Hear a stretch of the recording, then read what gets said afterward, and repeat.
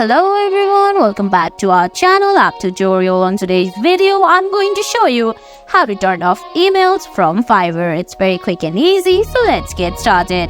First of all, open the Fiverr app on your phone. If you don't have the app yet, you can get it from Google Play Store or the Apple App Store.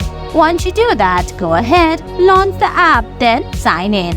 Now on the screen, at the bottom, you're gonna see options like Home, Messages, Search, Order, and a user icon. Tap on user icon, then you're gonna find options like Resources, Settings, and My Fiverr. Now you're gonna have to select Preferences, which is the first option under Settings.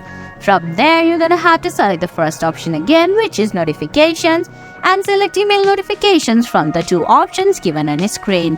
Now go ahead and turn off all the buttons given on your screen, and you'll successfully turn off emails from Fiverr. And guys, that's it. I hope you found this video helpful. If you did, please give it a thumbs up, leave a comment, subscribe to our channel, and hit that bell icon. See you in the next video. Thanks for watching.